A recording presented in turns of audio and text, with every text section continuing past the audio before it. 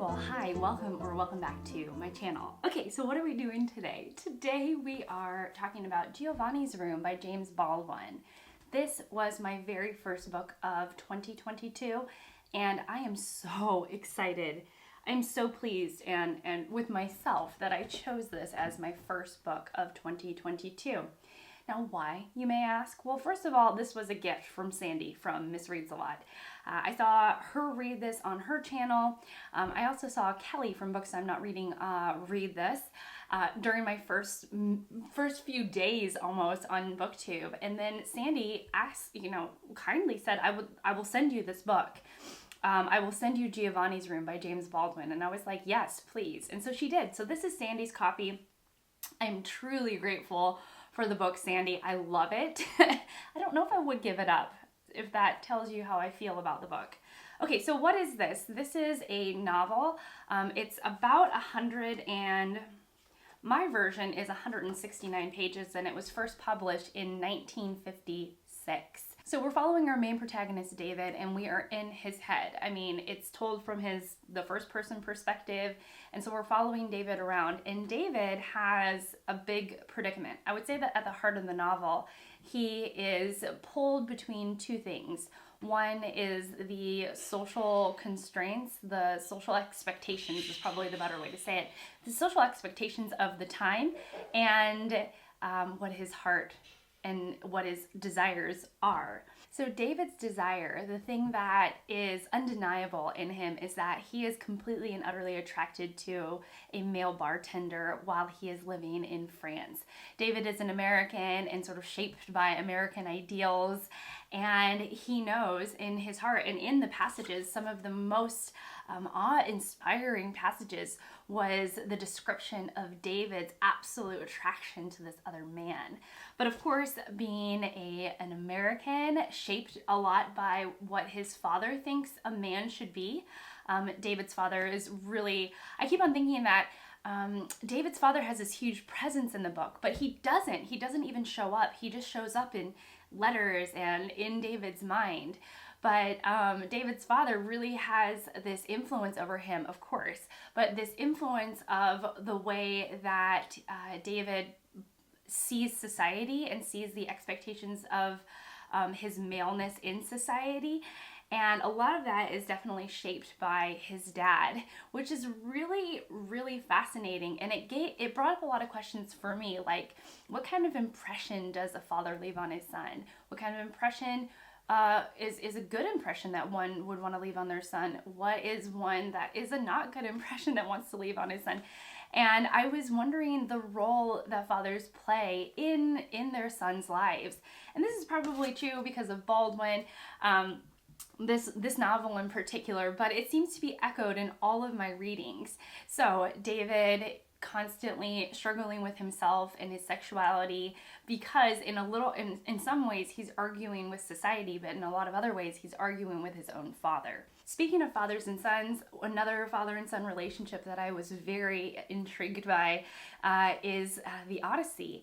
And so Odysseus, he hasn't been home for years and years and years, and his son Telemachus, who has been living with his mother Penelope, feels that loss, feels that emptiness where his father should be, the hole that his father should fill. And Telemachus, that really inspires him to go actually search for his father. And I saw that as, a rite of passage in a way. And in the same way, very similarly, David feels the impression that his father left on him in regards to manhood and sexuality. And he is caught. He doesn't know what he should do. And in the same way that Odysseus looms over Telemachus, even in his absence, David's father, in his own absence from the novel, still plays a huge and fantastic role. And that was something that I couldn't seem to escape, father-son relationships in the readings that I'm doing right now. So I had to add in the way that I thought my books were talking to one another. Before reading James Baldwin, I actually knew a little bit about James Baldwin, but only in the context of another writer. So I had read Ta-Nehisi Coates, and often Ta-Nehisi Coates, the author of Between the World and Me, is compared to James Baldwin. And so, of course, I did my internet sleuthing, and I found Between the World and Me, Baldwin's Heir, which is an article from The Atlantic, written by Michael Eric Dyson. I will link this article down below so that you can read it if you would like. And it's really more talking about James Baldwin's nonfiction works called, the nonfiction work in particular called Notes on a Native Son, where, from what I know, though I haven't read it, Baldwin has a lot of critiques about being a Black man in the United States. And in that way, Baldwin was able to kind of trailblaze for Ta-Nehisi Coates is Between the World and Me. And at least what Dyson decides, the author of the article, his point, I suppose, is that if Baldwin lived today, if Baldwin were alive today, Baldwin wouldn't be Baldwin. Baldwin is Baldwin because of how he lived and the notes that he produced because of the time that he was living. Whereas Baldwin would be more like a public figure or a political writer now, more like Ta-Nehisi Coates if he was living today. So he was, he kind of made this point that like Ta-Nehisi Coates has the career that he has, critiquing Blackness in America because of someone like Baldwin. And if Baldwin were living today, he would more be like the Ta-Nehisi Coates that we have. Of course, my camera decided to die as I was wrapping up my thoughts between Ta-Nehisi Coates and James Baldwin. But though Baldwin and Coates have a very different writing styles, I saw that, and also the author of the article pointed that out. Coates writes in a more Proustian, I would say, style with long, meandering sentences that are simple and clean and that sort of pull you through the story. That is definitely Coates' writing. He's a little bit more meandering, a little bit more lengthy and wordy. Whereas Baldwin, though I haven't read, again, Notes on a Native Son, Baldwin, his style is a lot more punctuated, short, sparse, to the point, and actually his language is a lot more accessible than Ta-Nehisi Coates. Sometimes Coates, I start the sentence and I end the sentence and I'm like, is that what you were trying to say? Because the start of the sentence is way over here and your end is way over here. Whereas Baldwin decides instead to use like short, snappy sentences in order to build on his point or to build something that that ends you up, somewhere that you didn't really expect.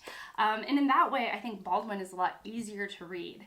But both men have this really magical quality in their writing. Baldwin with his book, Notes on a Native Son, which I haven't read, and Ta-Nehisi Coates with Between the World and Me, which I have read. Both men invite large groups of people to rethink their stance on race and to think about race a little bit more critically, especially if you are an American. And some of the ideas that we think are so American, at least in Between the World and Me, that we consider very, very American, may not be the most accessible dream to all of us. So really interesting about both men and both authors and the way that they approach writing and writing about race in particular and their critiques on race. One of the things that definitely surprised me about Baldwin's writing that I didn't expect is his philosophical meanderings. Right now, at least in Giovanni's room, we have David, who is away from his home country and living in France. And with that, and also with his situation, this confliction, this confrontation between desire and societal expectations, societal norms, or even self-acceptance in a lot of ways, they were brought about in a very approachable way. So a lot of times, even though we are in David's head, and sometimes we feel so intimately that we are sitting literally in his mind as he is experiencing the world, but that changes as a reader.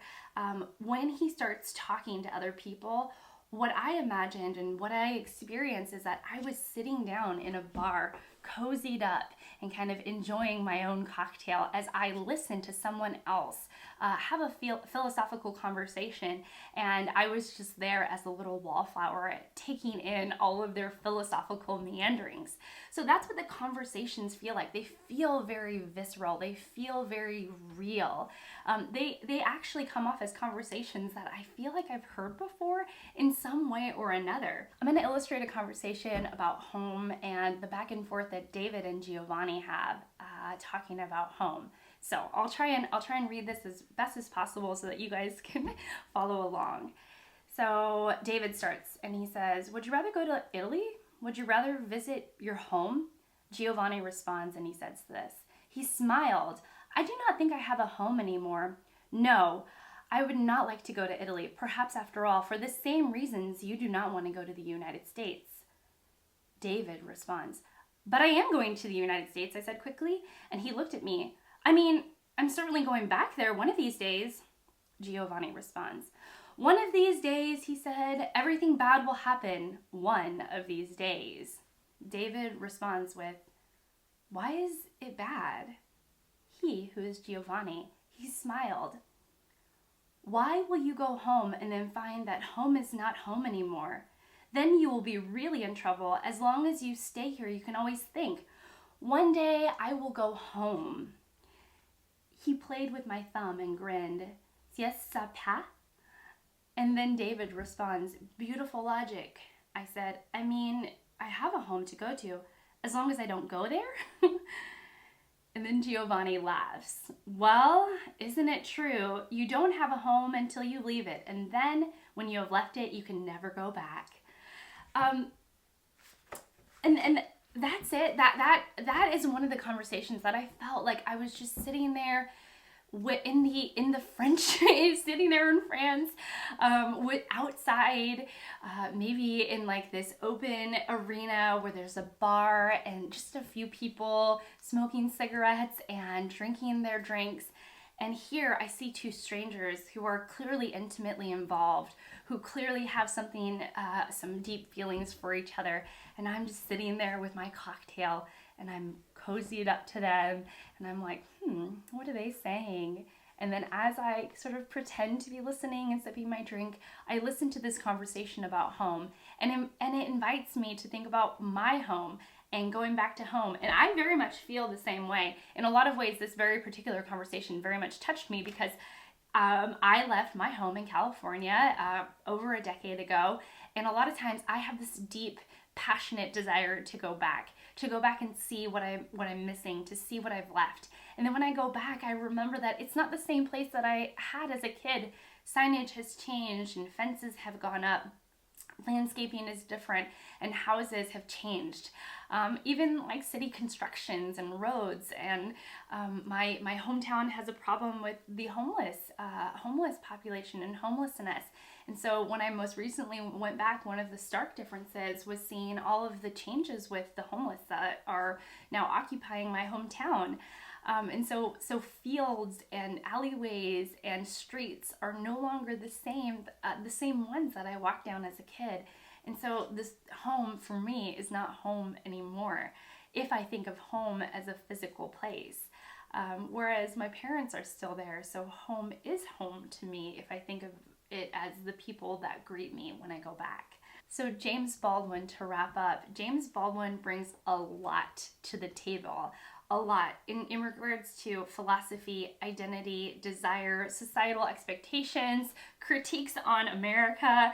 There is a lot in here. Manhood, what does it mean to be a good father? What does it mean to leave an impression on your son? What is it like to live as somebody who has a huge impression left on them from their parents, whether for good or for ill? The questions in here are innumerable, and Baldwin somehow does it. Somehow, I don't know how, but he does it in this incredibly tiny little volume. And you would think, oh, is this approachable? Is this readable? I don't know. What is Baldwin? Baldwin is so inviting. The moment you pick this up, the moment you enter his world, he is saying, come with me on this adventure that might break your heart, that will definitely get you thinking, and that will definitely get you to love my novels. So that's how I feel about Baldwin. So yeah, so I think this is the beginning of a very long and happy career with me and Baldwin. I cannot say enough about James Baldwin. James Baldwin, Can you not tell that I'm just having a small romantic love affair with James Baldwin right now? I'm so sorry, you all.